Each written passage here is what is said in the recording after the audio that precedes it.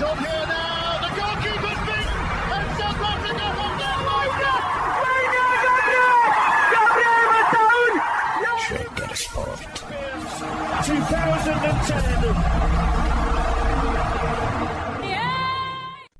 ሰላም ጤና ይስጥልን እንደምናላችሁ የተከበራችሁና የተወደዳችሁ የሸገር ስፖርት ዊዝ አበበ ግደይ የዩቲዩብ ቻናል ቤተሰቦቻችን በያላችሁበት እጅግ አስደሳች ጊዜን እያሳለፋችሁ እንደሆነ ተስፋ እናደርጋለን። መልካሙን ሁሉም ለናንተ እንመኛለን። ታዲያ ይህንን ሸገር ስፖርት ዊዝ አበበ ግደይ የሚለውን የዩቲዩብ ቻናላችንን ሰብስክራይብ አድርጉት፣ የደውል ምልክቱን ተጫኑትና አዳዲስ ፕሮግራሞችን ስንለቅ መልእክት ይድረሳችሁ። ላይክ በማድረግ እንዲሁም ደግሞ ሊንኩን ለሌሎች በማጋራት በተከታዮች ቁጥር እንድንበዛ የምንሰራቸው ፕሮግራሞችም ብዙ ሰዎች ጋር እንዲደርስ የምታደርጉትን ጥረት አጠናክራችሁ ቀጥሉ እንላለን። እስካሁን ላደረጋችሁልን ድጋፍ፣ እገዛ እና እኛን ለማንቃት ለሄዳችሁት ርቀት በሙሉ ምስጋናችን ትልቅ ነው። በጣም እጅግ በጣም አድርገን እናመሰግናለን።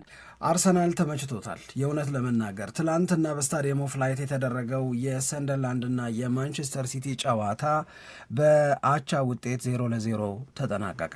ማንቸስተር ሲቲ ካለፉት ተከታታይ የ6 ጨዋታዎች ድል በኋላ በእንግሊዝ ፕሪምየር ሊግ ማንቸስተር ሲቲ ካለፉት 8 ተከታታይ ጨዋታዎች ድል ማድረግ በኋላ በሁሉም የውድድር አይነቶች ትላንት ማሸነፍ ሳይችል ቀረ። የዝም ብሎ ማሸነፍ ጉዞው ተገታ። ሰንደርላንድ ስራ ሰርቶ ወጣ። የትላንትናው የሰንደርላንድና የማንቸስተር ሲቲ ጨዋታ 0-0 በሆናቸው ውጤት መጠናቀቅ ለአርሰናል እጅግ በጣም ጠቃሚ አድርገን እንወስደዋለን። ለምን ያልን እንደሆነ አርሰናል የደረጃ ሰንጠረዡን መሪነቱን እንደማያጣ እናውቅ ነበረ ማንቸስተር ሲቲን ቢያሸንፍ። ነገር ግን ትላንት ሲቲ ማሸነፍ አለመቻሉን ተከትሎ በአርሰናልና በማንቸስተር ሲቲ መካከል ያለው የነጥብ ልዩነት 4 ሆነ። 2 መሆን ይችል የነበረበትን እድል ነው ማንቸስተር ሲቲ ሳይጠቀም የቀረው። የነጥብ ልዩነቱ 4 ሆነ ማለት ደግሞ አርሰናል ከዚህ በኋላ በአንድ ስህተት የሚበላሽበት የደረጃ ሰንጠረዥ መሪነት የለም ማለት ነው። ማንቸስተር ሲቲ ከአርሰናል ላይ የደረጃ ሰንጠረዥ መሪነቱን እንዲነጥቅ ማንቸስተር ሲቲ ልክ መሆን አለበት። አርሰናል ቢያንስ 2 ሊሳሳት ይገባዋል ማለት ነው። በአንዴ ተፈልቅቆ የሚወሰድ ምንም ነገር የለም ከአርሰናል። ለምሳሌ በሳምንቱ መጨረሻ አርሰናል በበርንመዝ ቢሸነፍና ማንቸስተር ሲቲ ደግሞ ቼልሲን ቢያሸንፍ የሚኖረው የነጥብ ልዩነት 1 ይሆናል። ግን አርሰናልን አንደኛ እንለዋለን እንደማለት። ይህንን ያህል አሪፍ ሆኖለታል አርሰናል። በአንድ መሳሳት የሚቀለበስ አንደኝነት የለም። ልብ ይሰጣል፣ ሳይኮሎጂካል ቡስት ያደርጋል። በጣም ብዙ ነገሮችን ፋይዳ ያለው መሆኑን የሚናገሩበት የሚመሰክሩበት አይነት ውጤት ነው የመጣው ነው። ይህንን ካነሳን እንግዲህ የትላንትናው ጨዋታ ላይ ማንቸስተር ሲቲ ለምን ሳያሸንፍ ቀረ? ማንቸስተር ሲቲ ለምን ጎል አላገባም ሊሆን ይችላል በጣም ብዙ ሰው የሚጠይቀው በዚህ ሰዓት። ማንቸስተር ሲቲ ጎልም አልገባበትም። የእውነት ለመናገር ግብ ጠባቂውም እኮ ጥሩ ኳሶችን አድነዋል የማንቸስተር ሲቲ። ግን ደግሞ ማንቸስተር ሲቲ ያደርጋቸው የነበሩት ሙከራዎች ግን ደግሞ በተለይ የሰንደርላንድ ተጫዋቾች የመከላከል ስራውን ይሰሩበት የነበረው የኮሚትመንት ሌቭል በተለይ ሰከንድ ሃፍ ላይ በመዳን በጣም ከባድ ላይ በነገራችን ላይ የሰንደርላንድ ተጫዋቾች የመጨረስ አቅም ማነስ ነው እንጂ ማንቸስተር ሲቲ ላይ ጎል የሚቆጠርበት ተደጋጋሚ አጋጣሚዎች ተፈጥረው ነበር። በጣም ግልጽ እድል ነው የነበረው። ደግሞ በርናንዶ ሲልቫም ከጨዋታው በኋላ ተናግሯል። የመጀመሪያው 45 ላይ ሰንደርላንድ ይዘውት የገቡት ያጫዋት ስታይል ካውንተር አታክ ነበር የሚያደርጉት እና በጣም በሚገርም ፍጥነት ነበረ ወደ ማንቸስተር ሲቲ የግብ ክልል የሚደርሱት። አብዛኛውን ጊዜያቸውን የሚያሳልፉት በራሳቸው የግብ ክልል አካባቢ ነው እየተከላከሉ። ግን የሆነ አጋጣሚ ሲገኝ ኳስ በሚነጥቁበት ጊዜ ረጅም ኳስ ይጥላሉ ወደፊት እና ከመቼው እዚህ ጋር ደረሱ የምትለው አይነት ነገር ነው። ግን ያንን ከዶናሩማ ጋር ፊት ለፊት የተገናኙበት አጋጣሚ ሁሉ ነበረ። 1-1 ብዙ አጋጣሚዎች ነበሩ። ያንን ሳይጠቀሙበት ቀርተዋል እንጂ የመጀመሪያው 45 ላይ ማንቸስተር ሲቲ ላይ ራሱ ጎል ሊቆጠር የሚችልበት እድል እንዳለ በደንብ የተመለከትንበት ነው። ግን አጠቃላይ ጨዋታው ላይ ማንቸስተር ሲቲ ወደ 67% የኳስ ቁጥጥር ነበረው። 14 ደግሞ ሹቶች አድርጓል ወደ ጎል ሙከራ አድርገዋል፣ ግን የተሳኩ አልነበሩም። አሁን ጨዋታው ማንን ነው የምታደንቀው ተብሎ ሊጠየቅበት ይችላል። ምክንያቱም በዚህ አይነት ጥራት እስከ መጨረሻ 95 ደቂቃ ድረስ መከላከል ይቻላል ወይ? ስፔሻሊ እንዳልከው የሁለተኛው 45 ላይ በሰንደርላንድ በኩል ውጤት አስጠብቆ ለመውጣት ማለት በቃ ጎል ሳይቆጠርባቸው አቻ የሆነ ውጤት ይዞ ለመውጣት ያደርጉ የነበረው ጥረት በጣም ትልቅ ዋጋ የተከፈለበት ነው። በጣም ትልቅ ዋጋ የተከፈለበት ነው። ማንቸስተር ሲቲም በኩል ደግሞ ይህንን አጎደልክ የምትለው ነገር አይደለም። የሚችሉትን ነገር በሙሉ አድርገዋል፣ ጎል አስቆጥረው ጨዋታውን አሸንፈው ለመውጣት። ግን በሰንደርላንድ በኩል ያ እድል አልተሰጠም፣ አልተመቻቸላቸው። አው ግን የሰንደርላንድ ትላንት ብቻ የታየ አይደለም ይሄ ኳሊቲ። አሁን የመጀመሪያ ሰሞን የሰንደርላንድ ተጋጣሚዎች ለምሳሌ በሜዳው በስታዲየም ኦፍ ላይት ነው ትላንትናም ጨዋታ ያደረገው። እስካሁን ድረስ ማንም ሰንደርላንድን አላሸንፈውም። የመጀመሪያ ተጋጣሚዎቹ ሰንደርላንድን ለማሸነፍ ቢቸገሩ ይህንን አቅሙን ካለማወቅ ነው ትያለሽ። ከዛም በኋላ ተከታትለው የመጡት ባለመረጃዎችም ሰንደርላንድንና የሰንደርላንድን የመከላከል አቅም ማስከፈት አልቻሉ። ማንቸስተር ሲቲ ደግሞ ሰንደርላንድ እንዲህ ያለውን በሜዳው ያለመሸነፍን ሪከርድ የያዘው ዝም ብሎ እንዳልሆነ ጋርዲዮላ ከጨዋታው በፊት በሰጠው መግለጫ ላይ ተናግሮታል። አርሰናል ማሸነፍ አልቻለም አለ፣ አስቶን ቪላ ማሸነፍ አልቻለም አለ፣ ኒውካስልን አሸንፈውታል አለ፣ የሰንደርላንድ አስቸጋሪነት ይገባኛል ብለዋል። ስለዚህ ይሄ ሁሉ መረጃ ኖሮሽ ሰንደርላንድ እንዴት ባለ መንገድ እንደሚከላከል እያወቅሽ ቅድም ሳምሪ እንደጠቀስሽው በጣም ፈጣን የሚባል ትራንዚሽንም ደግሞ አለ። ከመከላከል ወደ ማጥቃት የሚሄዱበት ፍጥነት በጣም ያስደነግጣል እውነት ለመናገር። ያንንም በሙሉ እያወቅሽ ለዛ መላ ይዘሽ መምጣት አለመቻል፣ የእነሱ አፕሮች ይሄ ነው የሚሆነው፣ የተለየ አይሆንም። ይሄንን አርሰናል ላይ አድርገውታል፣ ይሄንን ቪላ ላይ አድርገውታል፣ እኔ ላይ ያደረጉታል ብለሽ እኮ ነው መለኛ ሆነሽ እንኳን መተሽ አልቻልሻቸውም። ስለዚህ ሰንደርላንድን አለማድነቅ፣ ሰንደርላንድን አለማክበር አትችይም።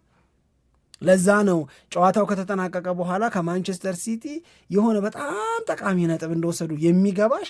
ሴሌብሬሽኑን አይተሽዋል በተጫዋቾችና በደጋፊዎቹ መካከል የሆነ አንድ የኖካውት ጨዋታን የጥሎ ማለፍ ጨዋታን አሸንፈሽ ከአንዱ የውድድር ምዕራፍ ወደ ሌላኛው የውድድር ምዕራፍ መሸጋገርን የሚያበስር ነው የሚመስለው። ስራ እንደሆነ በቃ የሰሩት የገባኝ እኔ ያኔ ነው። ስራ ነው የሰሩት እነዚህ ሰዎች። ማንቸስተር ሲቲዎች ደግሞ ፍራስትሬት ስላደረጉ ዶናሩማ ጨዋታው ካለቀ በኋላ የሆነ ግብግብ ውስጥ ሲገባ ምናምን አይተሽዋል። በቃ እምልሽ ይሄ ሁሉ የሚነግረኝ ነገር አለ ለእኔ በደንብ ነው የሚያስረዳ። ይሄ የፍራስትሬሽን ውጤት ነው። ጌሙ ካለቀ በኋላ ሰንደርላንድን ማሸነፍ ስላልቻልሽ ምናምን የገባሽበት ስሜት ነው። ኦፍኮርስ ሃላንድ የሆኑ ሙከራዎችን አድርገዋል። ግቫርዲዮል የሆነ ሙከራ የግቡ ቋሚ መልሶበታል። መልሽ ያን ያህል ጠንካራ የምትሆነ ምናምን ሳይሆን ግን ሰንደርላንድ በጣም ከባድ ነው፣ በእውነት በጣም ከባድ ነው። ይህ እዛ አካባቢ የነበረው በማንቸስተር ሲቲ ተጫዋቾች ሹት ለማድረግ የሚሞከረው ሙከራ አብዛኛው ብሎክ ነው የሚደረገው። ምንም አይነት ስፔስ የለም፣ ምንም አይነት አሳልፎ የመስጠት ነገር የለም። ይዋደቁታል፣ አይገልጸው እስከ መጨረሻው ማድረግ የሚችሉትን ነገር በሙሉ አድርገዋል። እንግዲህ ለማንቸስተር ሲቲ በጣም አሪፍ የነበረው ነገር ትናንትና ዶኩ ተመልሷል። እንደውም ዶኩ ከገባ በኋላ የተሻለ ነው የማጥቃቱ ነገር በመስመር በኩል ግን ልጁ በጣም ያስፈራል ማለት ያስቸግራል። በቃ እውነት ለመናገር ያስቸግራል። ግን እድለቢስነቱ ምንድን ነው? እነሱን አልፎ ወደ ፔናልቲ ኤሪያው ፔኔትሬት አድርገው ከገባ በኋላ ማይነስ የሚያደርጋቸው ኳሶች፣ የሚያሻግራቸው ኳሶች በአብዛኛው መጀመሪያ የሚገጩት በሰንደርላንድ ተጫዋቾች ናቸው። እዛ ጋር ያላቸው ስፔስ የመንፈግ በጣም ሳፎኬት የማድረግ ነገር በጣም በጣም በጣም ነው የሚገርም። ሮድሪ ተመልሷል። እዚህ ላይ አንቷን ሴሜኒዮ የማንቸስተር ሲቲ ሊሆን ነው። ያው ውብልሲ ቀጥሎ ምን ይሆናል የሚለው ግን እኔ ይሄኛው ጨዋታ አሁን መነሳት አለበት ብዬ የማስበው አሁን በጠቀስነው መንገድ ጨዋታውን በተመለከተ መናገር ትክክል ነው፣ ተገቢ ነው። ሰንደርላንድ ከታች አድጎ ትልልቆቹን እጅ አልሰጥም ብሎ አሁን የሚያስመዘግበውን አይነት ውጤት አሁን የሚያሳየውን አይነት ብርታት በማሳየቱ ሰንደርላንድን እናደንቃለን። ማንቸስተር ሲቲን ፍራስትሬት እንዲያደርግ አድርጎታል። ሃላንድ ባለፉት 2 ተከታታይ ጨዋታዎች ጎል አላስቆጠረም። እንደዚህ ሆኖ አላየነውም በዘንድሮ የውድድር ዓመት። ስለዚህ የሚቀጥለው ጨዋታ ለማንቸስተር ሲቲ ከቼልሲ ጋር ነው። ቼልሲ ያው ከማሬስካ ጋር ተለያይቷል። ግን አንዳንዴ በአዲስ አሰልጣኝ ወይ በጊዜያዊነት ወይ በቋሚነት በሚቀጥር አዲስ አሰልጣኝ የሚኖር አፕሮች ለጨዋታው የምታደርጊውን ዝግጅት በጣም ይጎዳዋል ይባላል። ግን አርሰናል ደግሞ ከበርንመዝ ጋር ጨዋታውን ያደርጋል። ስለዚህ በዚህ ጨዋታ ዙሪያ ይህንን ያህል ካልን ትንሽ ስለ አርሰናል እንድናወራ ነው የምፈልገው። እኔ ለአርሰናል በደንብ በቃ ለአርሰናል የተሰራ የውድድር ዓመት በይልኝ እንደው በእውነት ነው የሚመስለው። በቃ አሁን የዚህኛውን 19ኛ ጨዋታ አይተሽ ከሆነ አርሰናል አይችለውም የተባለውን አስቶን ቪላን 4-1 በሆነ ውጤት ቀጥቅጦ አሸነፈ። በተለይ ሰከንዳፍ በተለይ በሰከንዳፉ 30 ሚኒትስ ላይ የሰራው ስራ በጣም የሚገርም ነው። ከዛ ለአርሰናል መጠነኛ ፕሬሸር ሊፈጥሩ ይችላሉ የምንላቸው ቪላ ነው አንዱ፣ እሱ በራሱ በአርሰናል ተደቆሰ። ከዛ ቀጥሎ ማንቸስተር ሲቲ ነው እስከ መጨረሻው የአርሰናል ደጋፊዎች ስጋት ይሆናል ተብሎ የሚጠበቀው፣ እሱም በሰንደርላንድ ነጥብ ጣለ። አሁን ላይ አሁንም በእርግጠኝነት የምንናገረው አሁን ላይ የሚረጋገጥ አሁን ላይ የሚገኝ አሁን ላይ የሚታጣም ድልም ዋንጫም የለም። ምናልባት ማይካ ሪቻርድስ እንዳለው ትናንትና ከጨዋታው በኋላ የዘንድሮ የውድድር ዓመት ዋንጫ የማንሳት ፉክክር በሲቲና በአርሰናል መካከል እስከ መጨረሻው ይቀጥላል ነው የሚለው። ግን አርሰናልን የሚመች ሁኔታ ግን ተፈጥሯል። አሁን ከተወሰነ ጊዜ በፊት አንድ ነገር ብለን ነበረ። ማንቸስተር ሲቲም አርሰናልም የፕሪሚየር ሊጉን ዋንጫ የማሸነፍ ጉዳይ በራሳቸው እጅ ላይ ነው ያለው። አርሰናልም የቀሩትን ጨዋታዎች በሙሉ ካሸነፈ፣ ማንቸስተር ሲቲም የሚቀሩትን ጨዋታዎች በሙሉ ካሸነፈ ዋንጫ ይበላሉ ነበረ። በሁለቱ መካከል ያለው የ2 ነጥብ ልዩነት ስለሆነ ማንም የማንንም ውለታ አይፈልግም። ራሳቸው ብቻ ልክ መሆን ነው የሚጠበቅባቸው ስንል ነበር። አሁን ግን ሲቲ ራሱ ብቻ ልክ በመሆን የሚበላው ዋንጫ የለም። አርሰናል ግን አለ። ይሄ ነው በአርሰናልና በሲቲ መካከል ያለው ልዩነት። ማንቸስተር ሲቲ ቀሪዎቹን ጨዋታዎች በሙሉ ቢያሸንፍ ዋንጫ አይበላም። ቀሪዎቹን ጨዋታዎች በሙሉ ማለት 19ኙንም ቢያሸንፍ ነው የምልሽ። እዚህ 19ኙንም ማሸነፍ ውስጥ አርሰናልም አለ። አርሰናልንም ቢያሸንፍ አርሰናል በሲቲ ተሸንፎ ሌሎቹን በሙሉ ግን ቢያሸንፍ ዋንጫ ይበላል። የ2025/26 የእንግሊዝ ፕሪሚየር ሊግ ሻምፒዮን አርሰናል በ1 ነጥብ ልዩነት ከማንቸስተር ሲቲ በልጦ ብለሽ ነው የምትናገሪው። ይሄ ልዩነት ተፈጠረለት አርሰናል ነው። ስለዚህ አስቶን ቪላን በማሸነፍ አርሰናል ትልቅ ስቴትመንት አውጥቷል ካለን አርሰናል ዘንድሮ ሊያባክን አይገባውም። ራሱ ካላባከነው በስተቀረ ከሌሎቹ የፕሪሚየር ሊጉ ክለቦች አንጻር ሲታይ ዋንጫውን ለማሸነፍ የሚያበቃ የሚያስችል የተሻለ ኳሊቲ አለው ስንል ከነበረ ከትላንትናው የሲቲና የሰንደርላንድ ጨዋታ በፊት ምን አይተን ቪላን 4-1 ሲያሸንፍ አይተን ያሸነፈበትን መንገድ አይተን ለአርሰናል ክብር እንድንሰጥ ተገደን ሰሞኑን በምንሰራቸው ፕሮግራሞች ላይ የተለያዩ የእግር ኳስ ሰዎች ለአርሰናል የሚሰጡትን ምስክርነት ለአርሰናል የሚሰጡትን ክብር እና ስለ አርሰናል የሚናገሩትን አስተያየት ነበር ስናቀርብ የነበረው አይደለም ነው እኮ። ስለዚህ አሁንስ ያልሽኝ እንደሆነ ጨመረ። በምን ምክንያት? ማንቸስተር ሲቲ በሰንደርላንድ 2 ነጥብ ስለጣለ። ማንቸስተር ሲቲ አሸንፎ ቢሆን ኖሮ 2 ነጥብ ነበር ልዩነታቸው። አንዴ ቢሳሳት ሊወስድበት ይችላል የሚለው ስሌት ጠፍቶን ሳይሆን አርሰናል ላይ ያየነው የሚያስመካ ጉብዝና ከቪላ ጋር ሲጫወት በቃ በጣም አሪፍ ነው እንድንል ስላደረገን ለአርሰናል ትልቅ ፕላስ አድርጌ የምሰጠው አንድ ነገር ምንድነው ታውቃለች? አብዛኞቹን ትልልቅ የሚሏቸውን ተጋጣሚዎቻቸውን ትልልቅ ክለቦች በሜዳቸው ነው የሚገጥሙት። የውድድር ዓመቱ 2ኛ ዙር ላይ ዩናይትድን በሜዳቸው ነው፣ ሊቨርፑልን በሜዳቸው ነው፣ ቼልሲን በሜዳቸው ነው፣ ኒውካስልን በሜዳቸው ነው። ሲቲን ብቻ ነው ኢትሃድ ላይ ሄደው የሚገጥሙት። ሲቲ ይሄን አይነት እድል አለው ወይ? የለውም። ስለዚህ አርሰናል ካልተሳሳተላቸው በስተቀር በዚሁ መንገድ ልክ ለመሆን ተጨንቀው እስከ ሰሩ ድረስ I don't think it's going to be easy። አርሰናልን ማቆም ቀላል አይደለም። በተለይ አሁን ደግሞ በተለይ ከአስቶን ቪላው ጨዋታ ላይ የታየው ነገር ያሉበት ጨዋታ የማሸነፍ ፍላጎት በቀጣይ ጨዋታዎችም ይቀጥላል ብለ የምታስበው ነገር ነው። ጥሩ የሆነ መነሳሳት ስለሆነ የታየው የሚፈጠረውን አናቅም፣ ግን ካራገር እንዳለው ማለት ለመገመት ካራገር ያለው ምንድነው ቪላን በዚህ መንገድ 4-1 ካሸነፉ በኋላ እኔ የሚታየኛለ በሚቀጥሉት ቀናት በርንመዝን ከመግጠማቸው በፊት ወደ ልምምድ ቦታ ሲሄዱ ይዘውት የሚሄዱት መንፈስ ነው በጣም አእምሮ ላይ የሚመጣው በጣም በከፍተኛ መነቃቃት እና በከፍተኛ ቶሎ ጨዋታ እንዲመጣ በመፈለግ ነው ወደ ሜዳ የሚሄዱት ይላል። ማይካ ሪቻርድስ ደግሞ ጋብርኤል ማጋሌሽ ብሎ ሊሞት ነው። የዚህ ልጅ ኢንፍሉዌንስ በፕሪሚየር ሊጉ ላይ በጣም ትልቅ ነው ይላል። እኔ ማለስማማው በፖል ሜርሰን ሀሳብ ነው። አርሰናል ቀሎት ዋንጫ ይበላል ያለውን አልወስድም። ቀሎት የምትለዋ ስለገባችበት ማለት ነው። ቀላል አይደለም ገና ነው፣ ግን አርሰናል ዋንጫ የማሸነፍ እድሉ በጣም ሰፊ ነው። ትላንት ሰንደርላንድና ሲቲ አቻ ከወጡ በኋላ አሁንስ ብሎ ስካይ ስፖርትስ ጠየቀ። እኔ ደስ ይለኛል። ሃቪዩርሴ የሚሉት አለ። ምን ትላላችሁ ነው። ሃቪዩርሴ ብሎ ሲጠይቅ ምን ትላላችሁ ሲባል ድምፅ ሰጡ ብዙ ሰዎች ምና ምን ትላላችሁ አሉ። ምን አሉ መሰለሽ? አርሰናል ዋንጫ ይበላል አሉ 72%። የቪላንና አርሰናልን አይተው የሰንደርላንድንና የሲቲን አይተው ምናምን ማለት ነው አርሰናል ይበላል 72%። ከነዚህ ሁለት አሁን ከጠቀስናቸው ጨዋታዎች በፊት 72 አልነበረም የአርሰናል 50 ምናምን ወርዶ ነበር። ለምን ብቲ ወልቭስን ሲያሸንፍ አላሳመነንም።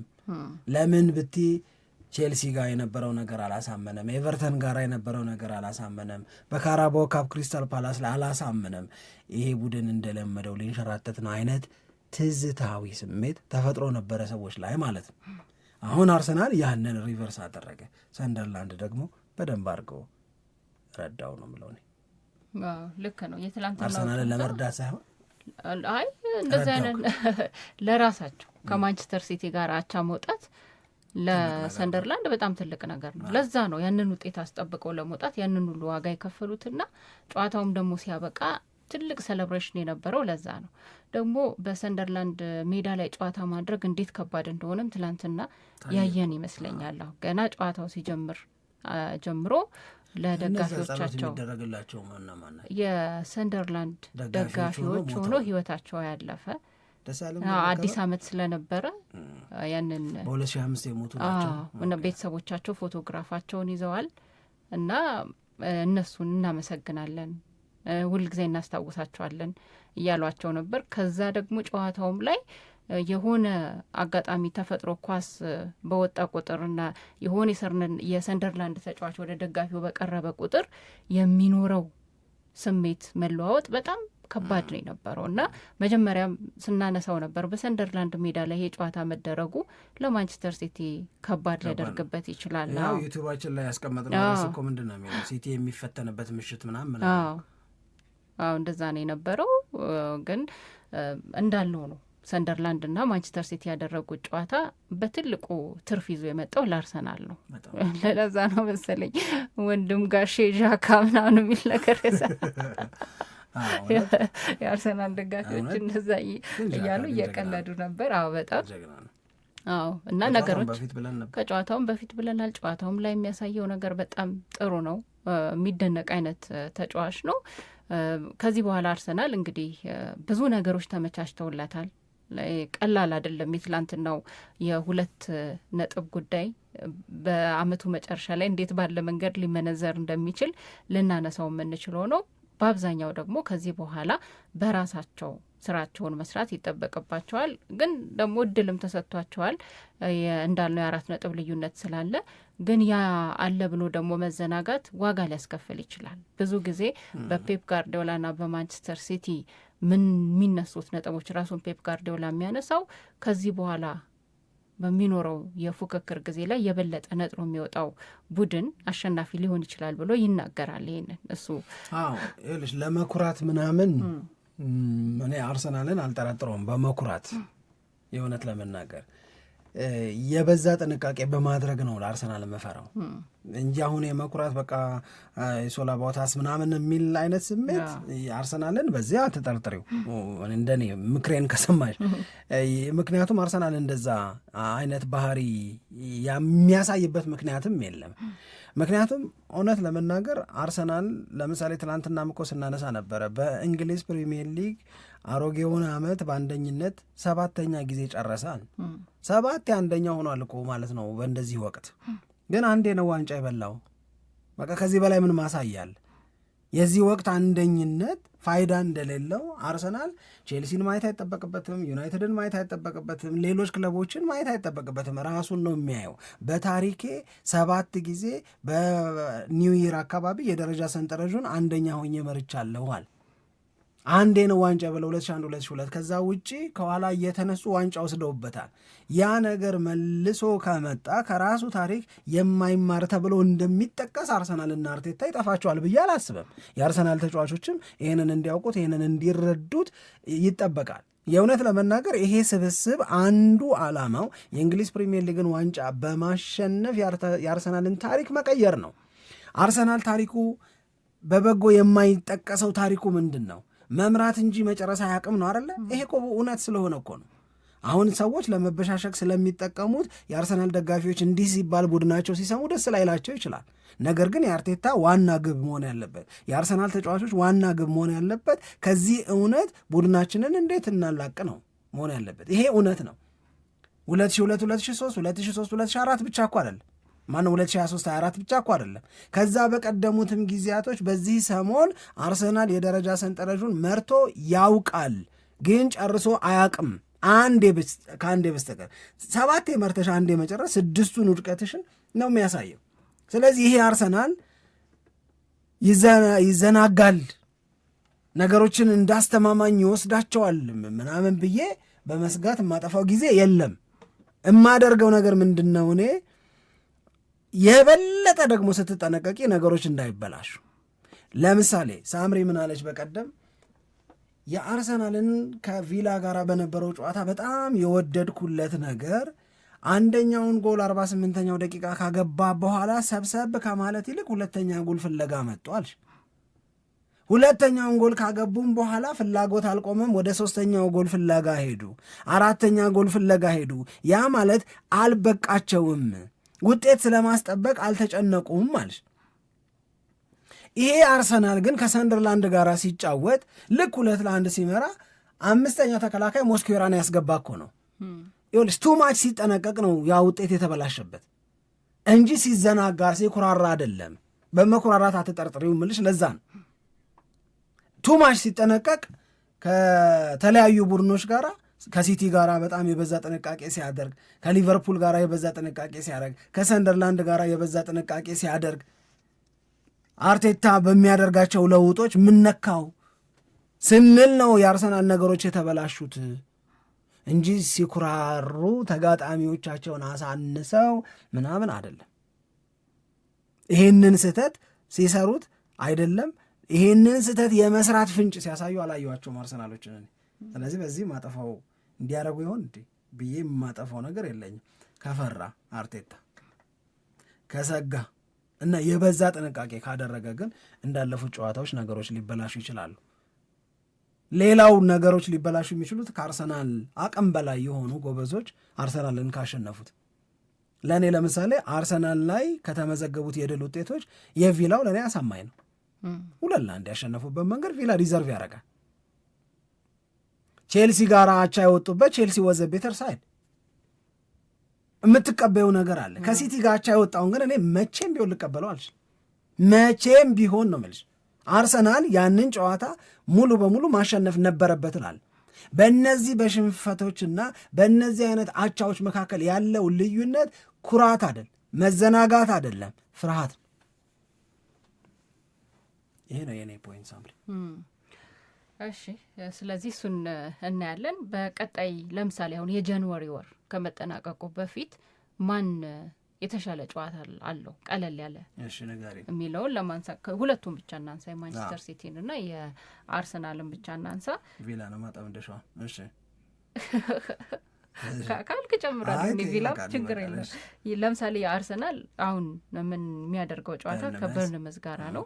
ከዛ በኋላ ከሊቨርፑል ጋር ጨዋታውን ያደርጋል። ትላንትና ሊቨርፑል እና ሊድስ ያደረጉትን ጨዋታ አይተናል።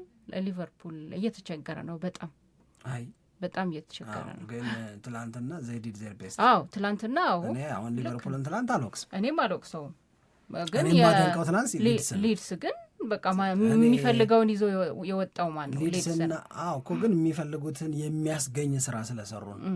በቃ ያንን ሊቨርፑል ምንም ማድረግ አልቻለም። ዘይወር ናይስ ሊቨርፑል በጣም ጥሩ ነበረ ትላንት። ምንም ልታረጊው አትችም። በቃ ይሄ ሰንደርላንድ ማንቸስተር ሲቲ ነጥብ ያስጥለው። እኔ ሲቲን እኮ አልወቅስም፣ ሰንደርላንድን አደንቃለሁ እንጂ ሲቲ ምን አረግተዋለች? ምንም እኮ አላረገም። ግን ትላንት አሁን በሲቲ ሌቭል ላይ አልነበረም። እኔ ሊቨርፑልን ሳየው ሰከንድ አፉ ላይ በጣም ጥሩ አልነበረም። ጥሩ ነው፣ መጥፎ የሚባል አይደለም። ግን ይሄ በቃ ያላቸውን በሙሉ ሰጥተዋል፣ ይህንን ነው ማድረግ የሚችሉት የሚለው መደምደሚያ ላይ ለመድረስ ግን ትንሽ የሚያስቸግር ይመስለኛል። በፈርስት ሀፍ ላይ የነበሯቸውን አጋጣሚዎች ሁሉ አልተጠቀሙም።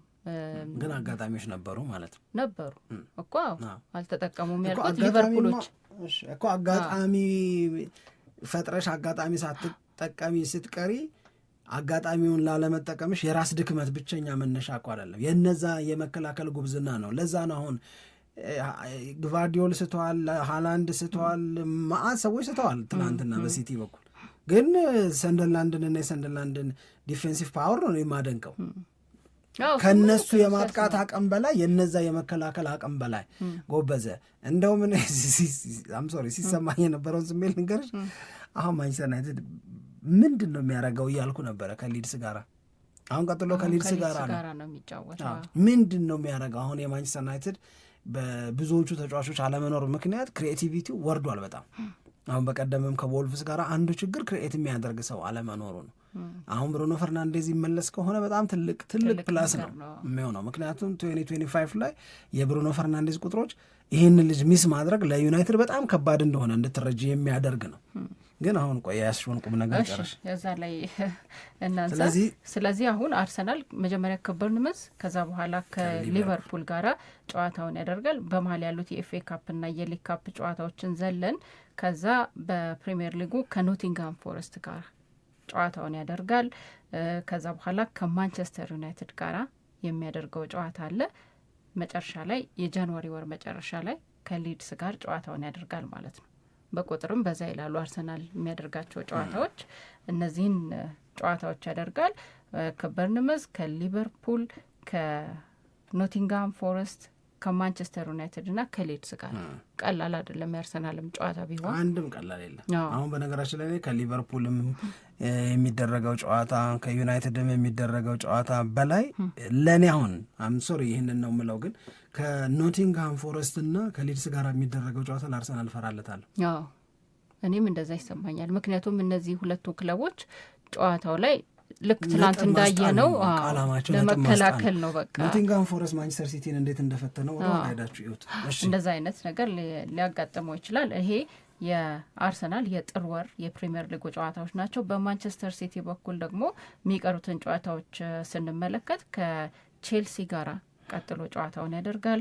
ከዛ በኋላ የሚያደርገው ጨዋታውን ከብራይተን ጋራ ነው። ሁለቱንም ጨዋታዎች በነገራችን ላይ ማንቸስተር ሲቲ በሜዳው የሚያደርጋቸው ጨዋታዎች ናቸው። ከዛ በኋላ ከማንቸስተር ዩናይትድ ጋራ ኦልትራፎርድ ላይ ጨዋታውን ያደርጋል። ከዎልቭስ ጋራ ደግሞ በሜዳው ጨዋታውን ያደርጋል። 4 ጨዋታዎችን ነው በፕሪሚየር ሊጉ የሚያደርገው። ሌሎቹ ያው የሻምፒየንስ ሊግ፣ የሊግ ካፕ እና የኤፍኤ ካፕ ጨዋታዎች እንደተጠበቁ ሆነው ማለት ነው። ስለዚህ የጃንዋሪ ፊክስቸር ለአርሰናል ከበድ ይላል ከማንቸስተር ሲቲ ይልቅ። እኔም እንደዛ ይሰማኛል። የማንቸስተር ሲቲም በጣም ቀላል የምትለው አይደለም፣ ግን ወቅታዊ ሁኔታዎችን በቼልሲ ጌም እድለኛ ነው ነው የምለው እኔ። ልክ ነው። ከማሬስካ ጋር ማድረግ ሊከብድ ይችል ነበር። ደግሞ የምንወደው ፊክስቸር ነው የነበረው። እኔ በጣም ወደው ጨዋታ ነበር። በየጊዜው ማንቸስተር ሲቲና ቼልሲ የሚያደርጉት ጨዋታ በጣም የሚያዝናና ጎል የምናይበት በጣም ጥሩ ኳስ ነበር የምንመለከተው። እዚህኛው ሳምንት ላይ ምን ይፈጠራል የሚለውን አናውቅም። በእርግጥ ግን ወይ ደግሞ አንዳንድ ጊዜ አሰልጣኝ ሲቀየር የተለየ መነሳሳት ይኖራል። ግን ብዙ ጊዜ እንደዛ የሚሆነው ተሰናባቹ አሰልጣኝ ከተጫዋቾቹ ጋር ሳይግባባ ቀርቶ ከሆነ የተሰናበተው ለአዲሱ አሰልጣኝ ቶሎ ሪያክት ያደርጋሉ። አሁን ግን አይ ዶንት ቲንክ የማሬስካና የተጫዋቾቹ አለመግባባት አይደለም፣ እላይን አካባቢ ነው ችግሩ። በነገራችን ላይ ትላንትና ሁለተኛ ሰበር ዜና ወጥቷል በቼልሲ ጉዳይ። ስንመለስ ያንንም ጭምር የምናስተናግድ ነው የሚሆነው። ጻፉ፣ ደውሉ፣ ስሜቶቻችሁን ንገሩን እያልን እናንተም ያንን እያደረጋችሁ ነው። እጅግ በጣም አድርገን እናመሰግናለን። ክበሩልንም እንላለን።